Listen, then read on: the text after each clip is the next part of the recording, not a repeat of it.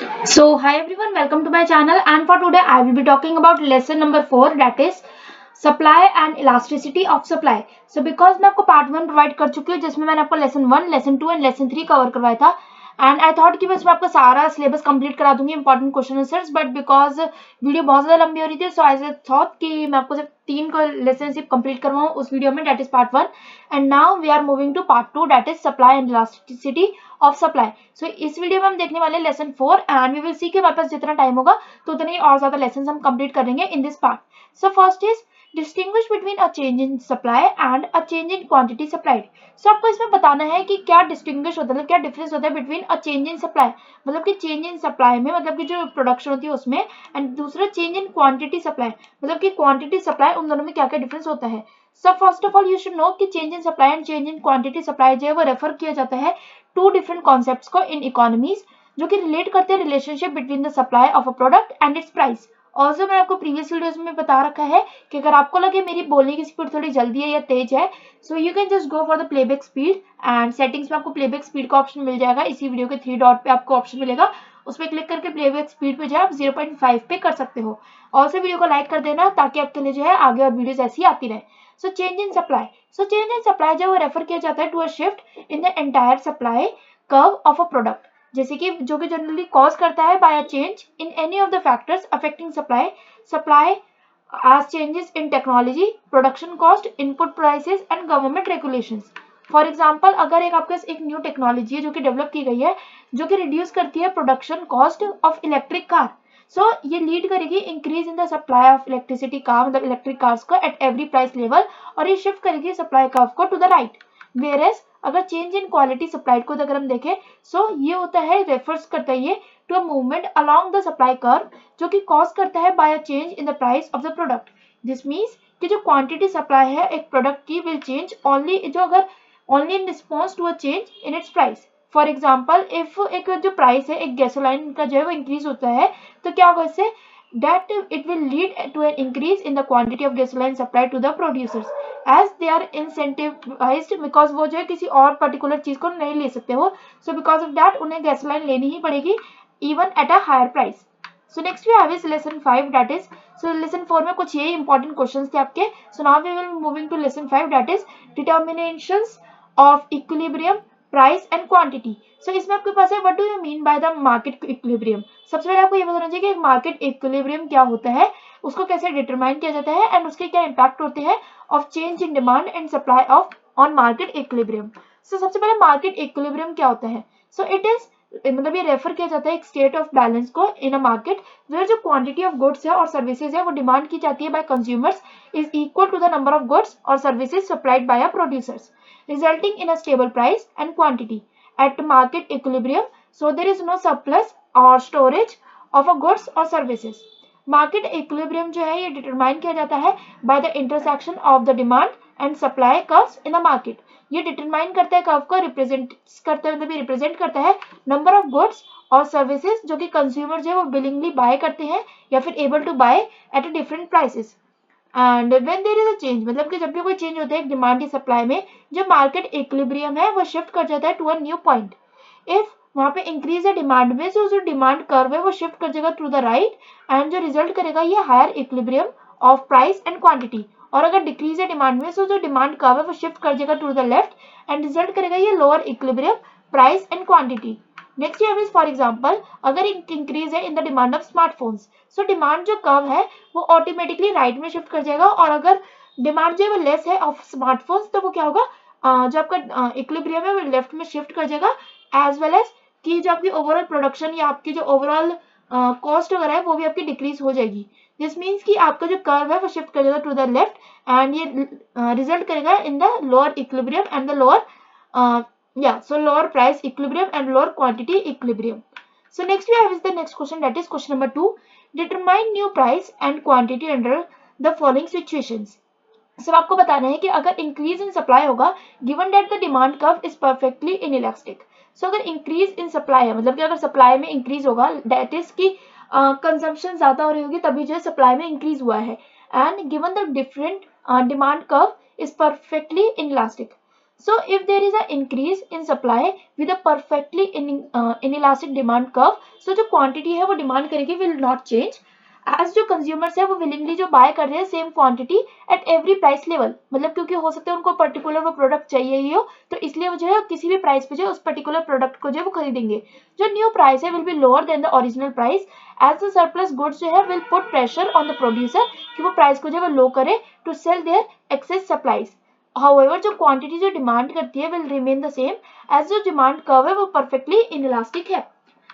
Second part भी of the question is if there is a decrease in demand with a perfectly elastic supply curve. So अगर ऐसा कुछ होगा तो जो क्वांटिटी सप्लाई है विल नॉट चेंज, एज जो प्रोड्यूसर्स है वो विलिंगली सप्लाई कर सकते हैं any quantity at any given price, मतलब कि वो कितनी भी क्वांटिटी को सर्व कर सकते हैं कितने भी प्राइस पे. However, जो डिक्रीज इन डिमांड जो है वो लेट कर सकते हैं to the supply in the market, as जो कंज्यूमर्स है वो विलिंगली बाय करेंगे less goods than producers are willing to supply at current price. और ये क्या करेगा, ये होगा this will put downward pressure on the price until एक न्यू इक्विलिब्रियम जो वो रीच करता है, वेयर जो क्वांटिटी सप्लाई है वो इक्वल होगी टू द क्वांटिटी डिमांडेड, क्योंकि जितनी लोगों ने डिमांड करी है उतनी सप्लाई होगी तो वो ज्यादा सही रहेगा इंस्टेड ऑफ, नहीं तो वो वेस्ट होगा.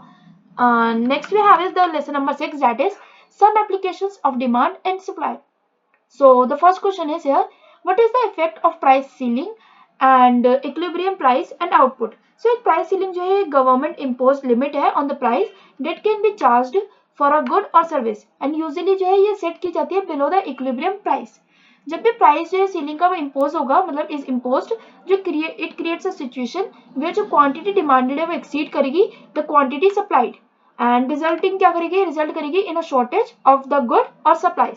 जो इफेक्टिव प्राइस सीलिंग का on equilibrium price and output demand जो है on the level of ceiling and elasticity of demand and supply. So अगर प्राइस सीलिंग जो है ये सेट होगा below the equilibrium price and demand of good और services is relatively inelastic. सो कई बच्चे मुझसे ये भी कहते हैं कि उन्हें जो है इतनी जल्दी जल्दी समझ नहीं पाता है, so you can just go on the setting and वहाँ पे प्लेबैक स्पीड को जो है 0.5 तक कर सकते हो, ताकि आप अच्छे से अंडरस्टैंडिंग कर सको पर्टिकुलर वीडियोस की and particular text and lessons की. So on the other hand अगर जो डिमांड है गुड और सर्विसेज की वो इलास्टिक होगी, सो शॉर्टेज जो क्रिएट होगी, मतलब तो shortage created by the price जो है सीलिंग वो भी इंक्रीज हो सकती है the quantity demanded. But at the same time जो प्रोड्यूसर्स है वो लेस विलिंग हो सकते हैं कि सप्लाई करे वो गुड और सर्विसेज को, resulting in reduction in output. और जिससे क्या होगा, फिर धीरे धीरे जो है लोगों की डिमांड बढ़ेगी और जिससे प्राइस जो है वो हाई वो कर सकते हैं एक बार को. So next question we have is question number 2, that is effective rent control leads to effective rent control lead to housing shortage. तो अगर हम रेंट कंट्रोल जो है वो कर देंगे तो इससे क्या होगा, हाउस की शॉर्टेज होगी. And that is very much कि हम देख सकते हैं कि अगर आपके पास हाउस की मतलब पैसे, अगर आपके पास एक चॉकलेट है that is of 5 rupees and there is कि गवर्नमेंट ने उसे कर दिया कि वो 2 रुपीज की चॉकलेट है, तो आप तो क्या करोगे, अब एक चॉकलेट नहीं खरीदोगे, पहले आप 5 रुपए वाली एक ही खरीदते हैं, बट अब 2 रुपए की हो गई तो आप 2 चॉकलेट भी खरीद सकते हो. सो दैट मीन्स कि अब ब्लैक मार्केट प्राइस होगा, इससे मतलब क्या होगा कि लोगों की डिमांड ज्यादा बढ़ेगी और इससे जो हाउसिंग या फिर जो हम कह सकते हैं चॉकलेट के जो शॉर्टेज है वो हो जाएगी. सो इससे आपको बहुत इजीली समझ आ गया होगा. सो security of tenure loss and pressure for public housing. So rent control जो है वो गवर्नमेंट की एक पॉलिसी है जो कि लिमिट करती है अमाउंट ऑफ दैट लैंडलॉर्ड जो है वो चार्ज करते हैं फॉर रेंटल हाउसिंग. वाइल जो पॉलिसी है वो डिजाइन की गई है ताकि वो प्रोटेक्ट कर सके टेनेंट्स को फ्रॉम हाई हाउसिंग कॉस्ट. वहां पे सेवरल नेगेटिव कॉन्सिक्वेंसेज भी हो सकते हैं. फर्स्टली हो सकते हैं इफेक्टिव रेंट कंट्रोल पॉलिसीज जो कि लीड करती है हाउसिंग शॉर्टेज में, बिकॉज जब लैंडलॉर्ड्स जो है उनको अराउंड नहीं होगा कि वो चार्ज करें market rates for their rental units, तो वो क्या करेंगे, they may be less incline to invest in new housing, क्योंकि अब हो सकता है कि वो हाउसिंग में और इन्वेस्ट ना करें क्योंकि पता है उसका रिटर्न ज्यादा अच्छा नहीं है. सेकेंडली इफेक्टिव रेंट जो है कंट्रोल पॉलिसी वो रिजल्ट कर सकते हैं इन ब्लैक मार्केट प्राइस. सो अगर लैंडलॉर्ड जो है उसको अलाउ नहीं किया जाएगा कि वो चार्ज करे market rates for their rental units, so वो डिमांड कर सकते हैं higher prices through informal agreements, कि वो कह सकते हैं कि आपको जो है हमारे को व्हाइट मनी इतनी देनी पड़ेगी और ब्लैक मनी इतनी देनी पड़ेगी, जिससे क्या होगा ब्लैक मनी भी आए, मतलब उनके पास पैसे भी इकट्ठे हो जाएंगे और वो जो है ज्यादा पैसे ले पाएंगे अपने हाउसेस के. देन ये is thirdly that is effective rent control policies जो कि लेड कर सकती है to the security of tenure loss. So अगर एक टेनेंट जो है वो प्रोटेक्टेड है और protected from the rent increases, so landlord जो है वो मे बी लेस लाइकली जो है वो evict कर सकते, मतलब likely to evict tenants who are not paying rent or who are causing problems. So इससे क्या होगा कि this can lead to tenants having greater security of tenure or which can be beneficial for tenants but can also make it difficult for landlords to manage their property, कि जिससे उनकी जो अपनी property को जो मैनेज अच्छे से नहीं कर पाएंगे। Next you have is the next question, that is question number 3। Suppose अगर गवर्नमेंट जो है वो गारंटी कर देती है minimum price of ₹500 per quintal of wheat growers, मतलब कि अगर वो फिक्स कर देते हैं कि अगर 500 रुपये जो है एक, मतलब जैसे कि आपको जो है एक फार्मर से जो है अगर आप ये खरीदते हो, मतलब अगर आप वीट खरीदते हो तो आपको 500 रुपये जो है पर क्विंटल देने पड़ेंगे। What steps are required on the part of the government to make it effective, कि ताकि ये इफेक्टिव भी हो सके, कि मतलब उन्हें इतने पैसे मिल रहे हैं ये इफेक्टिव हो सके। सो first is setup a procurement system. So government जो है उसको ये सेटअप करना बहुत ज़्यादा जरूरी है, procurement system, where it would buy wheat from the growers at the minimum price of 500 per quintals. और जो ये प्रोक्योरमेंट सिस्टम है वो इंश्योर करेगी ग्रोअर्स के लिए कि उनके पास जो है गारंटेड उनको इतने ही मनी मिल रहे हैं for their wheat and not force to sell produce, मतलब कि उनको जो अपना प्रोड्यूस जो है वो मिनिमम प्राइस में सेल ना करना पड़े। नेक्स्ट ये है इसके एनफोर्स करे वो मिनिमम प्राइस। सो गवर्नमेंट को जो है उनको ये भी एनफोर्स करना पड़ेगा कि वो इम्पोज करे penalties on traders and buyer जो कि परचेज करते हैं wheat on lower price than ₹500 per quintal, मतलब अगर आप उससे कम में खरीदते हो तो आपको जो है एक पर्टिकुलर टैक्स या फिर पेनल्टी या फिर देनी पड़ेगी। नेक्स्ट है provide shortage and distribution infrastructure. So government को ये भी ट्राई करना पड़ेगा कि वो प्रोवाइड कर सके स्टोरेज, मतलब या प्रोवाइड स्टोरेज, तो वो स्टोरेज को प्रोवाइड कर सके एंड डिस्ट्रीब्यूशन इंफ्रास्ट्रक्चर को, ताकि वो इंश्योर कर सके कि जो प्रोक्योर्ड वीट है उसको स्टोर कर सके प्रॉपरली एंड डिस्ट्रीब्यूट कर सके इफेक्टिवली। एंड ये हेल्प करेगा कि हमारा जो वीट है वो स्पॉइल ना हो या खराब ना हो या वेस्टेज ना हो। एंड इससे क्या होगा कि गवर्नमेंट को भी लॉस नहीं होगा और ग्रोअर्स को भी लॉस नहीं होगा। Next you have is manage the surplus. So if अगर प्रोक्योरमेंट सिस्टम है वो रिजल्ट करेगा सरप्लस ऑफ वीट में, सो जो गवर्नमेंट जो है वो need to manage it effectively and this could include कि एक्सपोर्टिंग जो सरप्लस है to other countries using it for food aid programs और storing it for future use. So इन्हें मैनेज करना पड़ेगा सरप्लस, कि अगर कभी भी ज्यादा प्रोडक्शन हो जाती है तो वो बाद में जो है अगर कभी कहीं मतलब पर्टिकुलर प्रॉब्लम्स वगैरह में इश्यूज में जरूरत पड़ती है तो वो उसको जो है यूज कर सके। तो जब सरप्लस है, जब किसी भी चीज की ज्यादा प्रोडक्शन हुई है तो उसको मैनेज करना बहुत ज्यादा जरूरी है। नेक्स्ट है monitor and evaluate the system. So government को जो है ये मॉनिटर करना पड़ेगा और इवेल्युएट करना पड़ेगा इस प्रोक्योरमेंट सिस्टम को, ताकि वो इंश्योर कर सके कि अच्छे से वर्क कर रहा है, प्रॉपरली वर्क कर रहा है सिस्टम। एंड इससे जो है उनको this would involve tracking the prices of wheat in the market, कि उनको वीट का प्राइस देखना पड़ेगा, मतलब नॉर्मल मार्केट में रियल लाइफ में असेस करना पड़ेगा cost and benefits of the system and उन्हें ये भी बनाने पड़ेंगे नेसेसरी एडजस्टमेंट्स ताकि वो इम्प्रूव कर सके सिस्टम को। Next year is lesson 7, that is theories of consumers demand. So इसमें क्वेश्चन नंबर 1 है, that is state and explain the law of equi marginal utility. So आपको ये पता होना चाहिए कि एक्सप्लेन करना है आपको इसमें लॉ या फिर स्टेट करना है law of equi marginal utility. So सबसे पहले लॉ जो है द इक्वी मार्जिनल यूटिलिटी क्या होता है, सो इसको हम ये भी कहते हैं लॉ ऑफ मैक्सिमम सेटिस्फैक्शन, जो कि स्टेट करता है दैट जो रैशनल कंज्यूमर है वो एलोकेट करेंगे limited budget among different goods in such a way ताकि उनकी जो मार्जिनल यूटिलिटी है per rupees spent on each good is equal. In simpler terms अगर हम इसको देख लेते हैं, लाइक ये लॉ जो सजेस्ट करते हैं कि जो कंज्यूमर है वो डिस्ट्रीब्यूट करेंगे अपने बजट को अमंग डिफरेंट गुड्स, वो भी सेम अमाउंट में। फॉर एग्जांपल अगर एक सपोज करो कि एक कंज्यूमर का बजट है 500, तो वो स्पेंड करेंगे on 2 goods A and B में, मतलब कि अगर देखो ए अगर उनको एक नमक खरीदना है और एक मान लेते हैं हम चीनी खरीदनी है। अभी मैं एक नॉर्मल प्राइस आपको बताने वाली हूँ, तो अगर हम मान लेते हैं कि जो नमक का प्राइस है दैट इज 20 रुपीज एंड जो चीनी का प्राइस है दैट इज 30 रुपीज। सो अगर जो प्राइस ए है, मतलब कि ए का price, if the price of A is ₹10 and the price of B is 15, जो कंज्यूमर है उसकी यूटिलिटी जो अपने भी बढ़ जाएगी, बिकॉज जो मार्जिनल यूटिलिटी है per rupees spend A is 20 और अब हो गई है 10, that is 10 divided by 20 divided by 10 that is 2 and जो मार्जिनल यूटिलिटी है पर रुपीज स्पेंड ऑन, तो वो कितनी होगी, वो भी अगेन होगी बी वाले में 30 divided by 15 that is 2।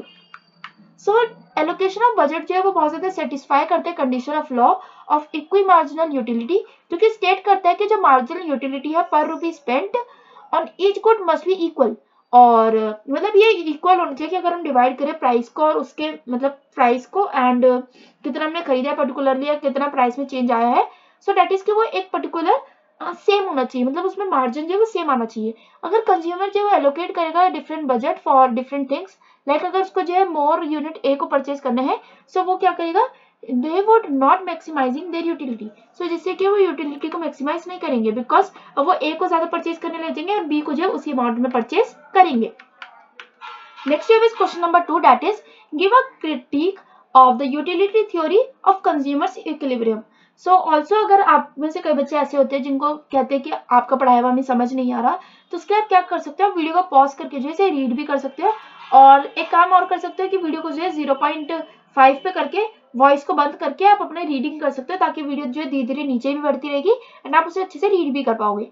And video को लाइक करना मत भूलना अगर आपको ये वीडियो हेल्पफुल लगे, और कमेंट्स में बता देना कि अगर आपको और कोई पर्टिकुलर वीडियो चाहिए हो तो। So now we have the question number 2, that is give a critique of utility theory of consumers equilibrium. So हम आपको एक क्रिटिक देना है यूटिलिटी थ्योरी का एक कंज्यूमर्स इक्विलिब्रियम के लिए। एंड ऑल्सो ये क्वेश्चन मैंने आपके लिए सोच रखा था कि ये क्वेश्चन जो आपको खुद रीड करना है, दैट इज क्वेश्चन नंबर 2 जो आपको खुद रीड करना है, तो आप वीडियो को पॉज करेंगे एंड देन आप इसे रीड करेंगे। So this is the first part you can see, and then you have is या सो ये है आपका पूरा पार्ट आंसर का। सो इसको आप खुद रीड कर सकते हैं बिकॉज ये थोड़ा बड़ा क्वेश्चन भी है, और दूसरा अगर आप इसे खुद रीड करेंगे ना तो आपको अच्छे से एक्सप्लेन और समझ आएगा। So now here is the lesson 8, that is indifference curve analysis. So what is an indifference curve? So indifference curve क्या होता है? तो हमने अभी दो कर्व के बारे में बात करी थी। And what is the shape of indifferent curve? So सबसे पहले एक शेप होती है जो इंडिफरेंस कर्व की, वो डिपेंड करती है कंज्यूमर के preference of two goods in general, कि अगर हम डिपेंड कर सकते हैं कि अगर कंज्यूमर को कोई पर्टिकुलर प्रोडक्ट हाई रेंज पे भी खरीदना है, मतलब अगर उसका प्राइस बढ़ भी गया तब भी वो खरीदेंगे, तो उसकी एक डिफरेंट शेप होगी एज कम्पेयर टू अगर उनको जो है लो, मतलब अगर किसी प्रोडक्ट है कि अगर जैसे गैसोलाइन है, मतलब कि जो कार में गैस जलती है, तो अगर उसका प्राइस इंक्रीज भी होता है तो जो लोग कार चला रहे हैं उनको फिर भी जो है वो गैस जो है डलवानी पड़ेगी, जिससे क्या होगा कि इंक्रीज होगा प्राइस का, बट जो प्रोडक्शन है वो सेम टू सेम रहेगी। But at the same time अगर हम देखें सेकेंड, अगर जैसे मैंने आपको बहुत बार मैगी का एग्जांपल दे दिया है, so may be I will take the example of chips. So अगर एक चिप्स दूध या सो मिल्क का एग्जांपल लेते हैं, सो अमूल है, मदर डेयरी, बहुत सारे एग्जांपल्स हैं मिल्क में। तो सो अगर देखो अमूल का दूध है 65 रुपीज के जी आई थिंक, और 66 रुपीज के जी, और मदर डेयरी का मिल्क है 60 रुपीज के जी। तो जो लोग हैं जिनके दिमाग में सिर्फ अमूल अमूल चढ़ा हुआ है, तो वो तो 66 रुपीज ही लेंगे, बट क्योंकि उनको ब्रांड चाहिए। एंड जो लोगों को ये है कि भाई बस दूध चाहिए, तो हो सकता है वो 60 रुपीज के जी वाला ले, या फिर उससे भी कम कोई अगर प्राइस वाला आ रहा हो तो वो लेंगे। नेक्स्ट वी हैव जो इंडिफरेंस कर्व है should be convex to the point of the origin at the consumer equilibrium point. Comment. So आपको बताना है ये, यस ये एक इंपॉर्टेंट क्वेश्चन है ऑल्सो, क्योंकि ये एक स्टेटमेंट बेस्ड क्वेश्चन है और पेपर में आपके स्टेटमेंट बेस्ड क्वेश्चन जो बहुत ज्यादा आते हैं। सो जो इंडिफरेंस कर्व है should be convex to the point of origin at the consumer equilibrium point. So आपको इसमें कमेंट करना, दैट इज जो स्टेटमेंट है इसमें क्या बताया गया कि ये फंडामेंटल assumption है in micro economics and it is known as the convexity assumption for the convexity property of preferences. So reason जो है for this assumption जो है वो इसलिए भी है is that it ensures that consumer जो है उनका marginal rate substitution that is MRS जो है is decreasing as they move along the indifference curve towards the equilibrium point. This means कि जो कंज्यूमर का जो कंज्यूम करते हैं, मतलब जो कंज्यूमर कंज्यूम करते हैं मोर ऑफ वन गुड, वो इंक्रीजिंगली जो है वो क्या करेंगे, वो विलिंग हो जाएंगे कि वो एक पर्टिकुलर प्रोडक्ट को ही खरीदे और दूसरे प्रोडक्ट को जो चांसेस हो सकते हैं वो कम ही खरीदे। इट्स लाइक कि जैसे मैंने आपको भी बताया अमूल का, तो लाइक कि अगर लोगों को अमूल का वो हो गया ना, तो लोगों को फिर अमूल ही चाहिए, फिर ये नहीं होता मदर डेयरी चाहिए या कोई और चाहिए, उन्हें सिर्फ अमूल चाहिए, मतलब फिर उनके लिए अमूल ज्यादा इंपॉर्टेंट हो जाता है as compare to cow milk. And हो सकता है मे बी सम लोगों को जो है काउ मिल्क इतना सूट ना करता हो और जो वो अमूल का दूध है वो ज्यादा सूट करता हो। So next question we have is explain the difference between the utility analysis and indifference curve analysis. So utility analysis और इंडिफरेंस कर्व एनालिसिस के बारे में अगर हम देख लेते हैं, सो यूटिलिटी एनालिसिस जो है वो फोकस करता है ऑन मेजरिंग द सेटिस्फैक्शन और यूटिलिटी जो कि कंज्यूमर जो ड्राइव करता है from consuming different quantities of good. So अगर जैसे इट एज्यूम्स कि जो यूटिलिटी जो है वो मेजर की जा सकती है एंड क्वांटिफाई की जा सकती है, एंड डेट जो कंज्यूमर है वो एम करते हैं कि वो मैक्सिमाइज करें उनकी total utility subject to their budget constraint. So जो यूटिलिटी का जो फंक्शन है is then used to drive the consumers demand curve which shows की जो क्वांटिटी है ईच गुड की that the consumer will buy at different prices. Next we have is indifference curve analysis. So indifference curve analysis जो है वो focus करता है on the relationship between the two goods and how जो consumer है वो allocate करते हैं अपना budget to achieve the highest level of utility. और ये एज्यूम करा जाता है कि जो कंज्यूमर है वो बहुत ज्यादा इंडिफरेंट होते हैं, is indifferent between the different combinations of goods, और जो कि प्रोवाइड करता है सेम लेवल ऑफ यूटिलिटी। मतलब हो सकता है कि अगर किसी चीज की आपका सेम यूटिलिटी है बट उसका जो है उनकी बजट जो है वो डिफरेंट हो सकता है, may be because of price और may be because of some other reason, जो कि उनके पर्टिकुलर सबका अलग अलग रीजन हो सकता है। सो इन समरी हम ये कह सकते हैं यूटिलिटी एनालिसिस और जो इंडिफरेंस कर्व है वो एनालिसिस में कि जो टू डिफरेंट अप्रोच है to understanding consumer behaviour and decision making, while they have different assumptions and approaches, both methods जो वो प्रोवाइड करते हैं valuable insight into how consumer जो है एलोकेट करते हैं अपना बजट एंड मेक करते हैं अपनी choices in the market place. So the next question we have is question number 4. What is meant by consumers equilibrium and what is equilibrium achieved with the how is equilibrium achieved with the help of indifference curve analysis? So first is consumer equilibrium क्या होता है? So ये refer करता है to the combination of two और more goods जो कि consumer जो वो चूज करते हैं कि वो कंज्यूम करेंगे एंड वो टू मैक्सिमाइज देयर सेटिस्फैक्शन और यूटिलिटी। एंड इक्विलिब्रियम जो है वो अचीव होता है, मतलब equilibrium is achieved with the help of indifference curve analysis and by finding the optimal bundle of goods and maximize the customer's utility subject their budget constraint. So then we have is जो customer की जो preference है वो represent करती है by a set of indifference curves, जैसे कि उनका बजट के ऊपर ये बात कर सकते हैं या फिर हो सकता है वो कितना अफोर्ड कर पा रहे हैं, तो उसके ऊपर जो सबसे मेन चीज होती है।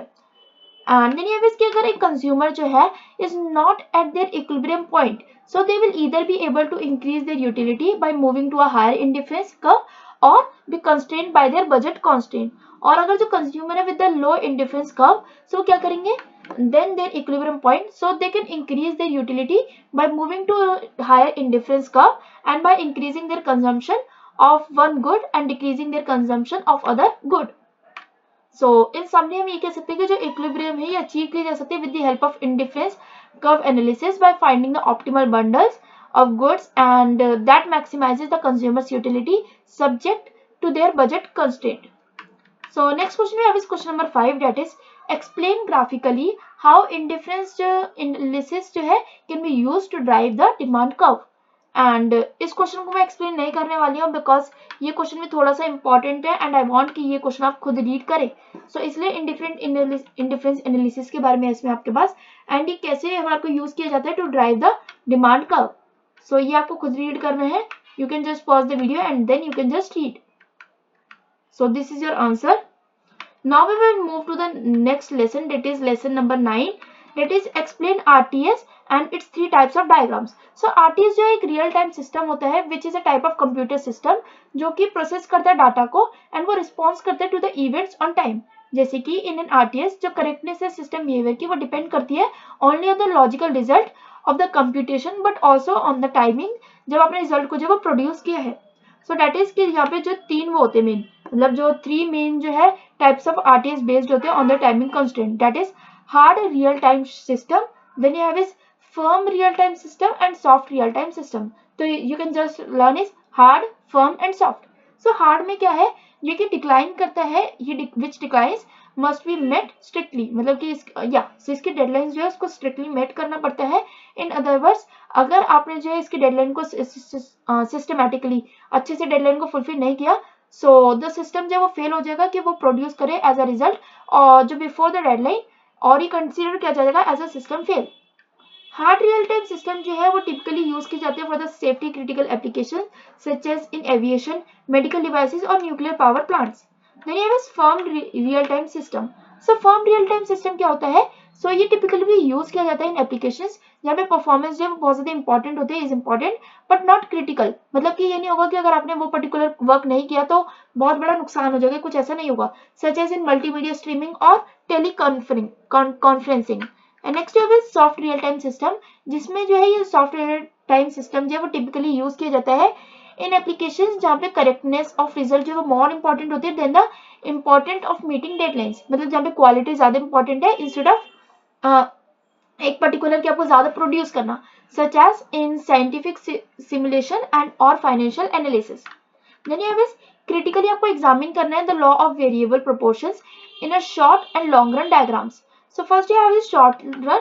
सो शॉर्ट रन में क्या है, mainly in the short run at least one input जो है वो फिक्स होता है, यूजुअली कैपिटल। देयरफॉर एक जो फर्म है can only increase output by increasing the variable input usually labor. So next we have a short law of variable proportions. However as more labor जो है वो ऐड की जाती है, जो marginal product है of labor will eventually decline and the total product है वो increase होगा at the decrease rate. At the same point जो marginal product है एक labor का will become negative and जो total product है will start to decrease. अगर एक फर्म जो है वो कीप जो है एडिंग करती है अपनी लेबर, मतलब कि अगर आप लेबर को रेगुलरली ऐड करते रहोगे, जैसे क्या होगा कि आपको जो प्राइस है वो भी इंक्रीज होगा, क्योंकि अगर आप लेबर को ऐड करोगे तो लेबर को आपको उतने पैसे भी देने होंगे, एंड दिस मीन्स कि आपका जो प्राइस है of a particular product will increase, automatically it will increase. Then we have is long run.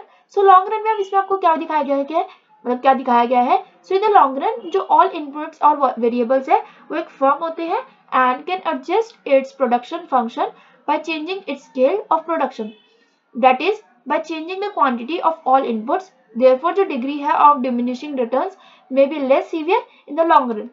एक firm जो है वो avoid कर सकती है, can avoid diminishing returns in the long run by improving the quality of its inputs, such as using better technology or higher skilled labor. Next ये है lesson number 10. So overall अगर हम बात करें इसके बारे में लॉन्ग रन और शॉर्ट रन स्मॉल रन के बारे में, that is so law variable जो प्रोपोर्शन है वो होल्ड करता है short run and the long run, but इनकी जो डिग्री होती है वो इम्पैक्ट करती है may vary depending on the time horizon and जो एबिलिटी है of the firm and adjust its production function. So with this I will end this video here only, because lesson 10, 11 and 12 will be on next part, that is part 3. So अगर आपने part 1 अभी तक नहीं देखा है, you can check the description box. Also मैं आपको सारे links जो है वो description में भी दे दूंगी. आंसर राइटिंग की वीडियो जरूर देख लेना, बिकॉज वो आपके लिए बहुत ज्यादा हेल्पफुल होने वाली है. Stay safe, stay positive and all the best for your exams. And video को लाइक करना मत भूलना. Thanks for watching. Bye bye.